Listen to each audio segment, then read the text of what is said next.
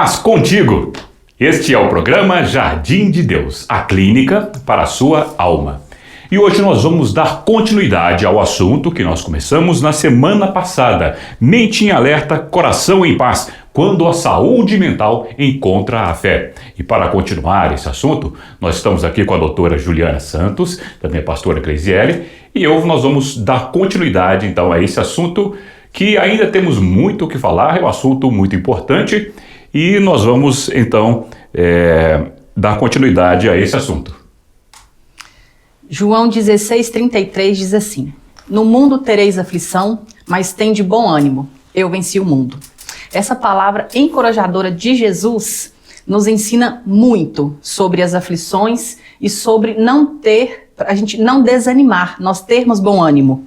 E muitas vezes nós nos encontramos dessa forma, desanimados, angustiados, mas afinal de contas, de onde vem esse quadro? De onde vem essas angústias? De onde vem esse desânimo? E hoje nós vamos continuar um bate-papo aqui, uma entrevista com a doutora Juliana.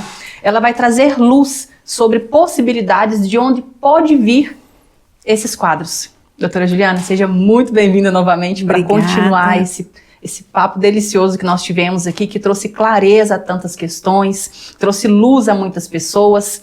O que você pode nos dizer sobre essa palavra de encorajamento que Jesus deixou para a gente em João 16:33, como você começou a falar anteriormente, e de onde vem a falta dessa coragem, né? Bom, essa escritura ela é muito importante, né? Tende bom ânimo. E principalmente tereis aflição. Porque a gente está vivendo uma época que as pessoas não estão sabendo lidar com a adversidade.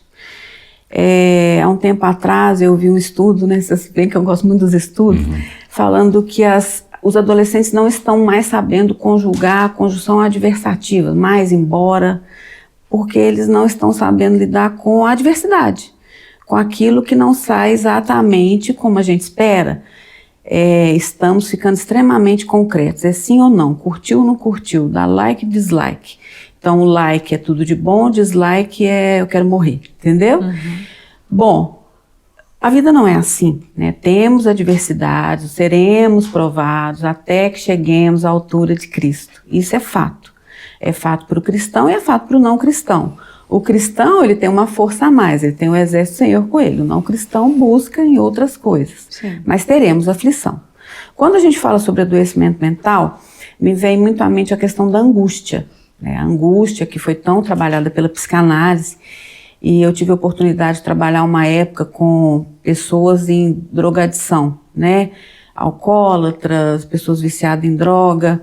E existe uma corrente de redução de danos que acredita que essas drogas, esse álcool, eles têm uma função de aliviar essa angústia. Quando a gente fala sobre o cristão, a nossa droga é Jesus, né? O que alivia a nossa angústia é a oração, é o culto, é ser repleto pelo Espírito Santo. E a clínica fala sobre isso. A gente recebe ali muitas pessoas, às vezes, com esse tipo de problema também, e que são aliviadas. Inclusive, tem um estudo que eu quero convidar vocês para ler, que fala sobre Cracolândia e ele pega assim, Cracolândia e Igrejolândia, uma coisa assim, em que ele compara por que a igreja pentecostal é tão eficiente no tratamento de cristãos em uso de droga. Porque eles têm mecanismos similares. Se na droga eu tenho um mano que me passa o bagulho, na igreja eu tenho meu irmão que ora comigo. Se na droga eu tenho aquele barato, na igreja eu tenho aquele barato de girar e de cair no chão, e é o Espírito Santo, e dança, etc. Então eles começaram a observar que havia muito sucesso quando você tirava um cristão das drogas e ele entrava no pentecostalismo, exatamente esse tipo de igreja, né? Foi até um psicanalista aqui de Belo Horizonte que escreveu esse texto, é um texto extremamente interessante, né? É um texto da psicanálise que fala sobre isso. Então, assim, existe sim, né? Existe luz no fim do túnel. E eu vejo que a Clínica Jardim de Deus como um grupo assim, que está inovando. A gente está na vanguarda. A gente está trazendo, né, para as denominações evangélicas, existem outros tipos de denominações espíritas, que eles já fazem isso, eles estão na nossa frente. Porém, agora eu vejo aqui hoje a gente caminhando numa vanguarda. Quando eu recebo um paciente no meu consultório, eu sou médica, eu não sou pastora. Às vezes as pessoas chegam com essa demanda, ora por mim. Não, ali é médico, entendeu? É tudo feito com muita ciência, com muito cuidado, com muita cautela, para não piorar a situação daquela pessoa. E mais, você falou sobre isso, não são todos os pacientes que a gente trata da mesma forma, é preciso ter essa sensibilidade. Tem um paciente que ele não é que ele não deve ir para a clínica, ele vai ser mais bem acolhido se ele ficar no culto sarando a alma, entendeu? Já tem um outro tipo de paciente que ele necessita daquele retiro na clínica. E a gente faz essa avaliação antes, né? Muitas vezes os pastores fazem inscrição, a gente observa o adoecimento daquela pessoa, qual a medicação é necessária para que ela fique bem. Muitas vezes a gente discute aquele caso levando em consideração o sigilo, que é importante, né, que é fundamental nesse caso, para poder aconselhar melhor aquela pessoa. Então eu me sinto assim, muito à vontade estando ali enquanto médica, entendeu? Eu me sinto extremamente à vontade, porque eu sei que uma série de cuidados foi tomada até aquela pessoa estar ali. Entendi. Assim, é uma resposta riquíssima, né? A gente tem tantas pontuações, eu quero falar sobre isso também, né? Sobre em que ponto a pessoa deve ir para a clínica, mas antes eu quero abrir um parênteses numa fala sua que eu achei muito interessante. Você começou falando sobre adolescente, e não que a gente queira focar em um grupo ou em outro grupo, mas é importante a gente entender que os adolescentes estão nesse sofrimento, nessa máxima, né? Ou seja, tudo é superlativado, é muito mais, é muito menos, mas esses adolescentes, eles são filhos de pais, que são adultos, eles são netos de avós, que são idosos, e muitas vezes têm irmãos que são crianças. Isso. Então a gente está falando de adolescente, mas que está cercado por uma geração enorme, né? E é comum a gente receber na clínica, receber no culto, né? Assim, às vezes alguns adolescentes, que chega o pai falando assim, eu quero muito que meu filho vá por isso, por isso e por isso. E de repente o adolescente às vezes vai porque o pai solicitou, né, foi acompanhado por um adulto ali, mas esse adolescente relata pra gente assim, quem precisa de clínica é o meu pai. É o meu pai, é a minha mãe, é o meu parente próximo que cuida de mim, né, o avô.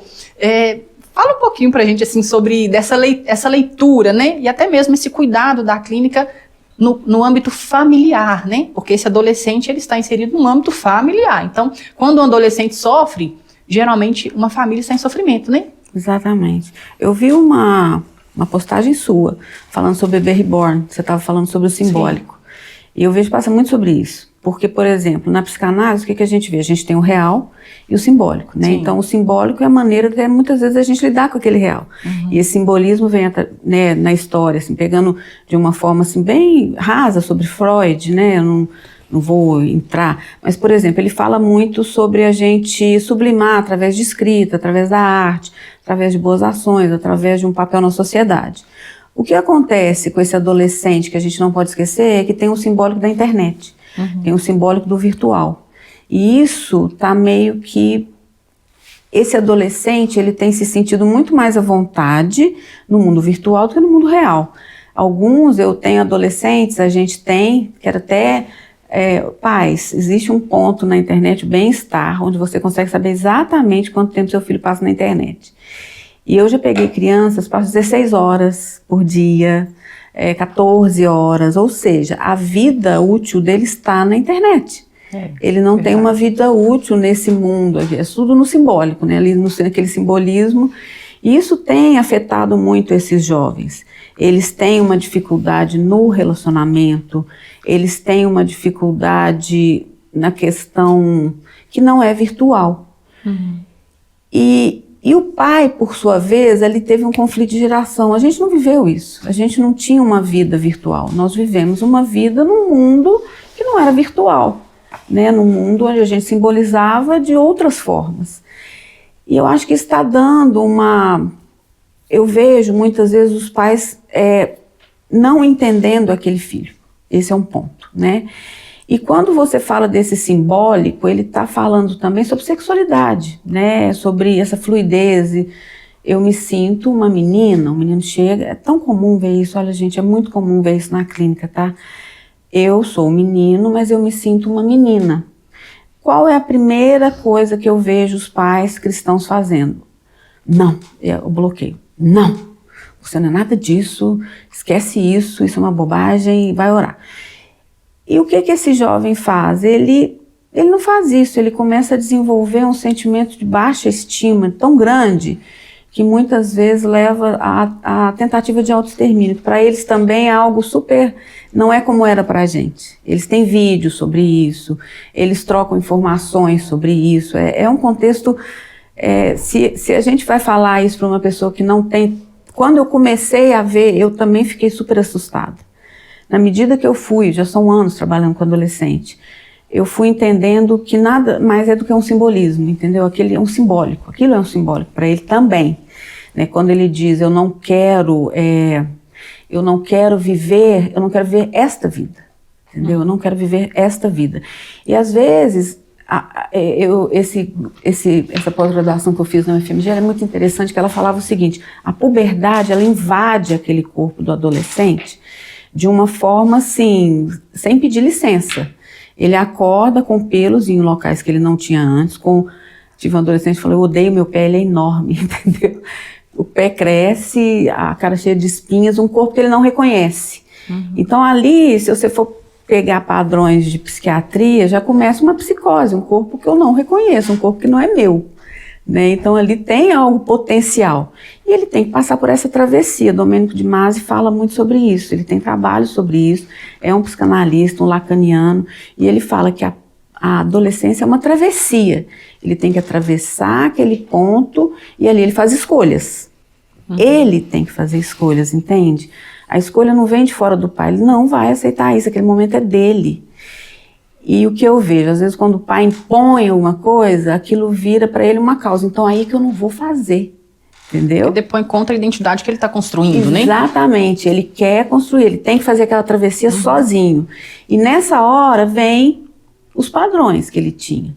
Né? É o padrão do pai, é o padrão da mãe. O pastor Jorge fala algo nos cultos que é muito interessante, o pai que fala mal da igreja. É a hora que ele vai lembrar. Não, mas meu pai sempre falou mal da igreja, que papo é esse agora dele estar elogiando, entendeu? Ele começa a pôr à prova muita coisa. Essa é a função da adolescência, né? Ele está fazendo escolhas. Então, o melhor que eu vejo, assim, é muito delicado dar conselhos sobre a adolescência, mas em todos os casos que eu tratei até hoje, eu nunca vi a forçação de barra ser um bom caminho. Sempre ele vai sozinho, sabe? Você tem um momento de escuta, tem que ser uma escuta qualificada. Eu penso que o fato de ser cristão faz muita diferença, porque isso é trazido também à discussão com os adolescentes que eu cuido, porém não existe uma imposição, ele vai escolher. É como você colocar um carro, porque também, olha, Gleise, vou ser muito sincero, pastor, você já teve uma vida inteira para construir com aquele adolescente, não vai ser daqui para agora que vai mudar não, sabe? A construção já foi feita, é como você pegar um carro que já foi construído e colocar em teste de prova. Então, dali para frente, você também muitas vezes tem que confiar na educação que você deu para o seu filho. Eu ensinei isso para ele, então eu vou confiar. Ele vai fazer escolhas, ele pode fazer escolhas erradas? Pode, mas são escolhas que ele vai ter que fazer para seguir o caminho dele. Então, falando só um último tema, sem querer delongar, sobre a questão da mudança de... o transtorno disfórico, né, que o adolescente acredita que a identidade sexual dele não é aquela e ele quer fazer a transição. Né, eu tomo muito cuidado com esse tipo de adolescente, eu tento trazer à tona para ele o quanto esses hormônios que um adolescente tem que tomar nessa transição, o quanto eles mudam a gente, ou seja, eu falo, você não vai ser mais esse você que você é hoje, você vai mudar. Então já peguei uma menina, ela queria fazer a transição e ela queria tomar testosterona. Eu falei, você já parou para pensar que você vai ter exatamente as características que você não gosta? Porque você vai tomar testosterona, ela vai te mudar. Então você não vai ser do jeito que você é hoje, você vai ser outra pessoa. E isso você traz para eles reflexões que eles conseguem fazer, porque tem a ver com a época deles, tem a ver com o que eles estão vivendo, entendeu? E nesse meio do caminho, olha, muita coisa acontece. Muita coisa acontece, alguns decidem que aquilo não era o melhor. Já peguei meninos que eram meninas e hoje voltaram a ser meninos. E foi até uma surpresa quando ele me falou, eu era menina. Eu falei, nossa, mas não parece. E ele tá super bem enquanto menino, porém ele fala, não, mas eu sei que eu sou efeminado. É engraçado, né? Mas ele não é, porque também tem isso. Não significa que porque seu filho tem, às vezes, a gente fala do efeminado, né? Que é aquele menino que tem trejeitos mais femininos. Não significa que ele é gay ou que a atração sexual dele vai ser por outro menino. Uma coisa, outra coisa e outra coisa. E esse menino, que era menina, voltou a ser menino que se sente efeminado, tem atração sexual por mulheres. Então, assim, você vê como a coisa ela é complicada, mas ela é muito mais simples do que a gente pensa que é. Então, traduzindo, com adolescentes, eu vejo que não adianta imposição. Eu penso que a gente pode construir uma clínica para eles, e isso vai funcionar porque é para eles, né, trazendo à tona questões sobre identidade, sim. Mas não identidade de gênero, mas identidade do eu, quem eu sou, o que eu quero ser, sobre identificações, né, muitas vezes eles simplesmente não gostam do corpo masculino. Eles acham mais bonito o corpo feminino, e aí tem uma confusão, não, eu quero ter esse corpo. Mas será que é isso mesmo, né? Será que é isso mesmo? Será que não existe uma confusão aí nessa identificação que você está fazendo? E com isso a gente eu tenho conseguido bons resultados. O que seriam bons resultados? Que ele seja ele, entendeu? Que ele seja uma pessoa com saúde mental, né? Com saúde mental. E esse ponto, nossa, ele é muito sensível, porque até para fazer escolhas, a pessoa tem que ter saúde mental. Então eu penso assim, até para fazer escolhas sobre sexualidade, sobre identidade de gênero, ele tem que ter saúde mental, ele não pode fazer aquilo estando mal mentalmente, né, estando perdido, não sabendo quem ele é. Ele tem que saber. E se ele escolher um determinado caminho, ele sabe também a consequência. Mas são escolhas, né? Que é muito difícil, né? Difícil tratar, mas com certeza essa imposição dos pais, eu vejo na minha clínica que só tem afastado as crianças. Eu falo isso com muito respeito, né? Acho que é um assunto polêmico, estou aberta a esclarecimentos, se existem pessoas que têm tido outras experiências, né? Eu acho até legal falarem sobre, mas é o que eu vejo assim na clínica com os adolescentes. O que a gente não pode em caso nenhum é generalizar, né? Cada caso é um caso, cada pessoa é individual, né? E a gente tem que ver o indivíduo como um ser único, né? Mas isso é bom porque isso responde a uma dúvida de muitas pessoas. No primeiro programa, o programa de estreia, o Dr. Francis falou pra gente uma coisa que foi muito interessante. A gente perguntou, para quem é a Clínica da Alma? Quem pode ir na Clínica Jardim de Deus? E ele falou assim, olha, a Clínica da Alma é para todos que têm alma. Ou seja, é para todas as pessoas. Exatamente. Todo mundo pode ir para a Clínica Jardim de Deus, né? Todo mundo pode ir para a Clínica da Alma, sendo um adolescente acompanhado, né? Sendo homem, sendo mulher, sendo um adulto, sendo casal, né? Sendo familiares. Isso é importante porque se a gente fala de um ambiente familiar doente, é importante que a família se cure. Exatamente. Porque quando esse um adolescente vai para a clínica, ou quando esse um pai ou essa mãe vai para a clínica, lá eles têm eles passam pela cura, né? Por todo o processo. Exatamente. De dessignificação, ressignificação e neossignificação, que é a proposta da Clínica Jardim de Deus.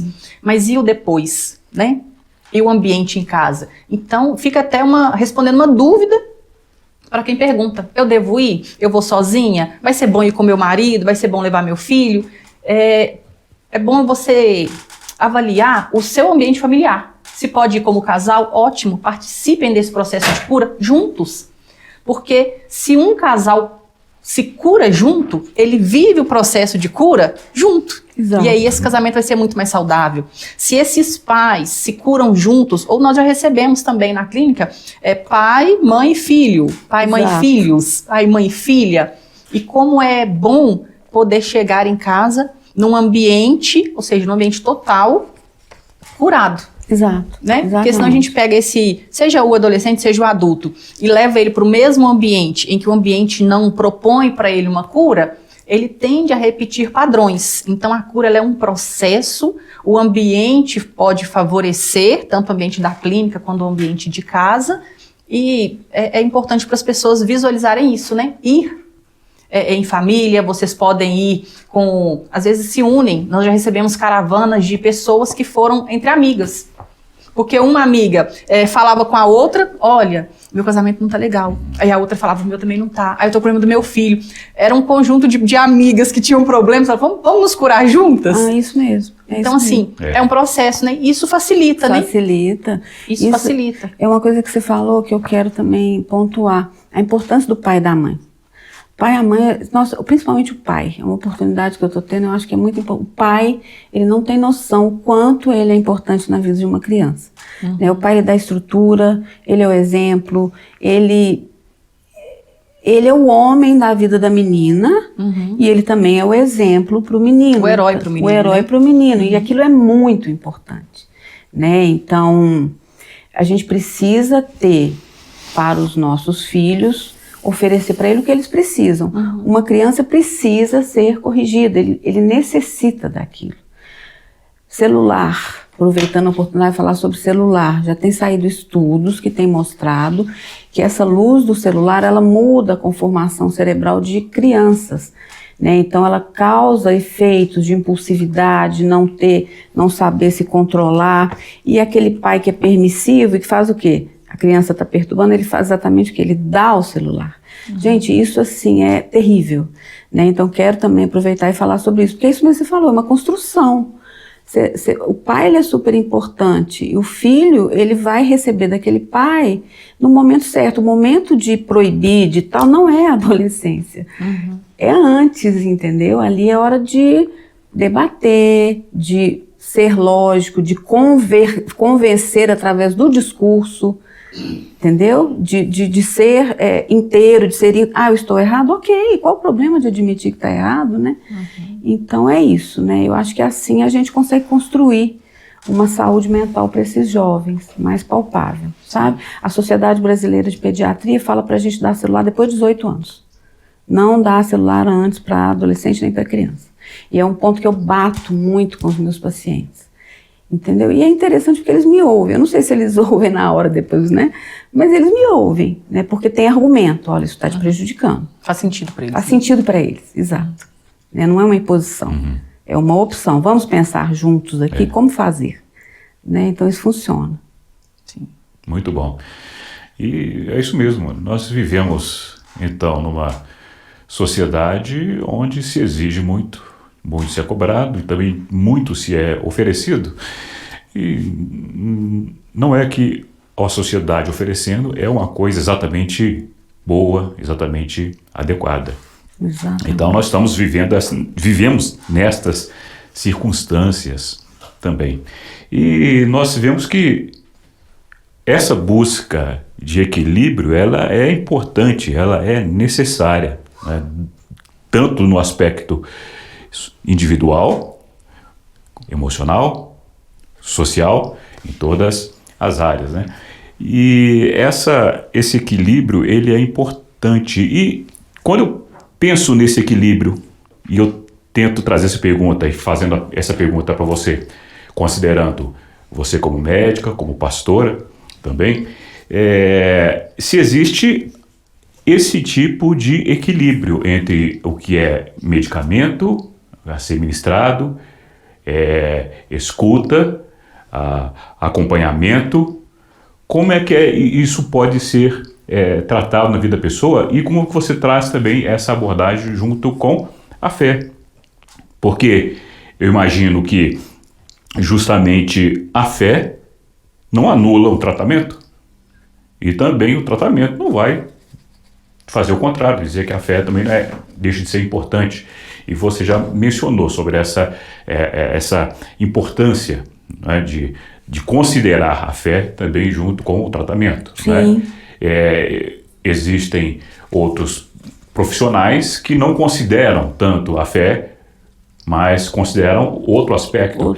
Mas é importante que, pelo menos eu consigo ver desta forma, né, que tanto a fé como também a medicina, como também o tratamento, vai ser muito importante no desenvolvimento do indivíduo, porque justamente é uma necessidade da busca de um equilíbrio, não de um extremo, não só no extremo seja de saúde ou de entendimento, não é? Mas na abordagem, na compreensão do que está exposto, do que está diante de você e como que você vai trabalhar com o melhor, utilizando bem daquilo que cada uma dessas circunstâncias pode oferecer. Então, como é que você avalia então essa necessidade de equilíbrio entre o que é médico, entre também o que é necessidade da fé? Bom, enquanto médica, nós temos alguns protocolos que a gente segue.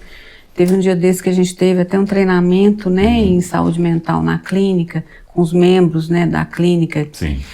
Sobre como avaliar um paciente, porque a psiquiatria ainda, ela tá assim, ela é um pouco artesanal no sentido que existem estudos, é lógico, evidências, mas é ali com o paciente. Você começa a perceber uma série de alterações e a partir daquelas alterações você começa a perceber o que precisa ou não ser medicado. Né? Então vamos pegar aqui por síndromes. A ansiedade, né? Pegando por exemplo a ansiedade. A ansiedade ela pode melhorar com mudança no estilo de vida. Geralmente o indivíduo que é muito ansioso, ele é muito organizado psiquicamente. Ele não é pelo contrário, ele é tão organizado, ele quer tanto ter o controle que ele fica mais ansioso que deve. Então, muitas vezes só com mudança no estilo de vida. Porém, se ele já começa a ter crise, e aquilo começa a trazer prejuízos a ele, taquicardia, tá indo sempre pro PA, a gente já pensa, olha, uma medicação aqui pode ajudar, certo? Na depressão, nos quadros, vamos pegar 3 grandes grupos, né? Os transtornos do humor. Quando a gente pega, por exemplo, depressão. A depressão leve, ela não necessita de medicação. Né? Os protocolos mostram que ela pode ser tratada através de psicoterapia. Também mudança de vida. Hoje a gente sabe que o que eu faço muda a maneira como meu cérebro funciona. E a maneira como meu cérebro funciona modula aquilo que eu faço. Né? Então, se você muda a maneira como você pensa, você pode mudar através de terapia de mindfulness, você pode mudar através de uma escuta ativa em que você vai falar e chegar à conclusão que não era nada daquilo, né? Que é o que acontece com a psicanálise. Isso também vai te ajudar a sair daquele lugar de depressão. Porém, quando a gente já começa a ter prejuízos, falta de atenção, prejuízo no trabalho, isolamento social, mudança de humor, é um quadro mais grave, a gente entra num nível de gravidade, aí sim a medicação é necessária. Dependendo da gravidade, porque a depressão ela pode cursar inclusive com sintomas psicóticos mesmo. A pessoa ela começa a delirar em cima de algumas situações. E tem quadros assim quadros terríveis sobre depressão pós-parto, me lembro a história de uma mãe, acho que até foi aqui em Belo Horizonte, ela jogou a criança pela janela e falou, vão nos matar, e era depressão, ela estava numa depressão psicótica. Esse quadro já demanda mais de uma medicação, muitas vezes, uso de antipsicótico e às vezes até internação. Temos poucos leitos psiquiátricos hoje, né? A gente tem aí uma reforma psiquiátrica que mudou a maneira de se ver a internação. Hoje as internações elas estão sendo feitas dentro do hospital geral, mas ela demanda internação, ele demanda um cuidado maior, porque ele está já com alteração do juízo de realidade, né? Isso é um quadro depressivo. Quando a gente fala de transtorno do pensamento, né, a gente já pega aí um paciente esquizofrênico, um surto psicótico, ele está com a realidade totalmente modificada, aí já é nossa, eu acho que esses são os quadros mais difíceis, porque, pastor Márcio, seria como se eu virasse para o senhor hoje e falasse assim, pastor Márcio, tudo bem? Pode me responder, tudo bem. O que o senhor faz da vida, assim? O senhor é pastor, né? Sim. E de repente eu viro para o senhor e falo, olha, pastor, o senhor não é nada disso, o senhor não é pastor, o senhor aqui não é a Getsemane, né? Você precisa tomar um remédio que você não está bem. Você ia tomar? Dificilmente. Dificilmente. É isso que acontece com o paciente esquizofrênico, é exatamente isso. Eu vou chegar para ele e vou falar que tudo que ele acredita como realidade é mentira. Então, assim, é difícil ele acreditar em mim. Então tem que ter uma construção. Às vezes as famílias, elas não entendem, sabe? Mas esse paciente, ele não é um paciente que eu recomendaria vir à clínica. Eu acho que é um paciente que ele precisa de um auxílio médico. Eu acho não, ele necessita de uma construção de vínculo muito boa, porque ele vai ter que confiar naquele médico. Aquele médico vai ter que usar de artimanhas para conquistar aquele paciente. E muitas vezes não é medicando na primeira vez. As famílias não entendem isso. Eles saem assim, frustradíssimos com a conduta. Mas é exatamente ouvir o paciente é que faz com que ele confie em mim. Na próxima vez eu já... Não, agora você vai ter que tomar. Nós combinamos, não foi? Sim. E eles geralmente escutam, sabe? Então, assim, a gente tem escalas que nos ajudam. Eu uso muito meu atendimento, escalas validadas internacionalmente que me validam ali para usar ou não medicação. E eu, assim, cada um tem uma conduta. Eu não sou aquele tipo de médica que gosto de medicar demais, assim. Sim, sim. Eu gosto de deixar a pessoa ir construindo aquele juízo crítico e na medida que ela vai me mostrando quem ela é, eu vou ou não mudando aquela medicação e ajustando, porque tem que ter um tempo de espera, entendeu? O medicamento psiquiátrico, ele leva um tempo para fazer efeito.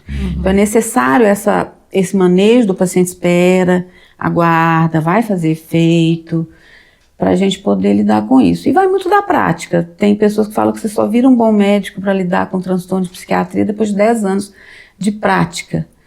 E eu concordo, porque é uma escuta que ela vai ficando mais sensível, mais elaborada, sabe? Mas é a escuta. Entendi. E escutar, não é falar. É isso mesmo. É escutar. É esse o assunto. E a importância dessa escuta, né? Como é importante nós termos esse tipo de abordagem, esse tipo de entendimento, né? Tanto para a pessoa que precisa ser escutada, precisa falar, né? Assim como também como a pessoa que está em todo o processo de tratamento que precisa também de estar ativa a essa escuta. É a escuta que é um das ferramentas, das formas, né, que a gente usa também ali na Clínica Jardim de Deus, no auxílio, na ajuda, na restauração da alma, né? Como Isso. Jesus disse, né? Jesus veio para curar, para restaurar, para dar descanso para as nossas almas, né? E a maioria dessa necessidade que nós temos tem a ver com o descanso da alma que também precisamos. Se você puder também, acompanhe alguns testemunhos de pessoas que passaram pela Clínica Jardim de Deus e que também foram abençoadas. Olá, pessoal. Eu sou Daniela. Eu já sou cristã, né, convertida há 21 anos e tive o presente, né, de poder estar na Clínica da Alma, aqui na Clínica Jardim de Deus, e passar esses 3 dias aqui. Foi realmente uma coisa, uma renovação de mente profunda. Eu necessitava de mais uma peça para o quebra-cabeça, né, da minha cura, da minha libertação emocional, e ter estado aqui foi mais uma peça encaixada e trouxe uma renovação de mente realmente para além do que eu podia pensar ou imaginar, e de fato foi transformador poder ter uma experiência também individual com o Espírito Santo. Cheguei aqui na Clínica da Alma muito mal, muito triste, com vontade até de desistir. Mas Deus me mostrou o tanto que Ele é presente, me quebrantou, me colocou num lugar que é meu, de herança, que eu sou filho. Estou chorando não de tristeza, é de felicidade. E daqui para frente vai ser tudo diferente. Deus transformou minha vida. Esse é um ano de renovo. Obrigado, Senhor. Você viu aí os depoimentos. A Clínica Jardim de Deus, ela é um lugar onde a mente é acolhida, o coração é tratado e o espírito é restaurado. Se você identificou que você precisa passar por esse processo, por qualquer ferida que você tenha na alma, ou se você quer ressignificar a sua história, nós temos um convite para você. Acompanhe a nossa agenda. Venha participar do Jardim de Deus e ressignificar a sua história. No telefone 319-7220-9899, você tem mais informações sobre a nossa agenda, sobre como participar dessa imersão que dura 3 dias. E todas as quintas-feiras, às 19h30, nós temos também o culto Sarando a Alma, que é o culto da Clínica Jardim de Deus. Para você que já participou, dar a manutenção no processo que você viveu, ou para você que deseja conhecer um pouco mais, venha participar conosco nas quintas-feiras do culto Sarando a Alma. E nos siga nas redes sociais. Nosso Instagram é @Clínica Jardim de Deus, sempre com conteúdos para edificar a sua vida. Acesse e participe conosco. Não perca tempo. Não fique deixando o tempo passar e as coisas se acumularem. Faça alguma coisa, tome uma atitude para buscar algo que vai trazer a solução para a sua vida. A solução para a sua vida está em Jesus. Ele cura, restaura, Ele também providencia o descanso para a sua alma. Então, essa é a nossa palavra. Nós agradecemos a sua participação conosco e nos vemos na próxima. Até mais!